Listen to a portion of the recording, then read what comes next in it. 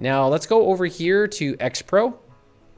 And you're going to see that we have the footer and then we also have a header. Now what this plugin does is it allows us to design our custom header and footer right from the front end. So for the header, I'll click on the pencil icon and it's not displaying, but I think here it's set to draft. I think that's why.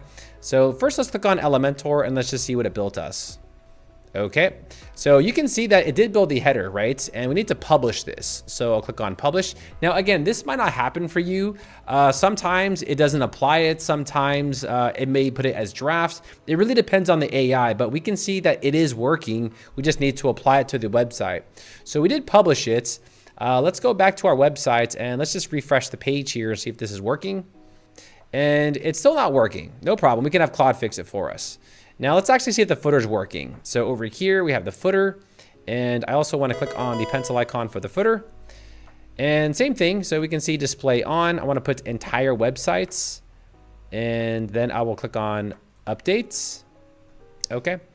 And let's just go ahead and see if this works out for us. So I'll refresh the page and no, it did not work. So now let's just instruct Claude to fix this for us. This may happen to you, so no problem. We'll go back to Claude. So I'm just going to ask it to fix this for me. So the header and footer are not displaying on the website with the XPro plugin. Can you debug the footer and header and make sure they display and also make sure the templates are available in the library? So here I'll run this prompt. All right, so when I ran that prompt, you can see that Claude understands the errors and it can self-correct. So it says, now I see the real problem. It doesn't post because of post meta or whatever. They go through here, they find the bug and they can fix things. That's the beauty of using Claude. Now let's go ahead and go back to our website. And now I can refresh the page here. So let's just hope this works. Ah, there it is. There is our header. Beautiful, beautiful.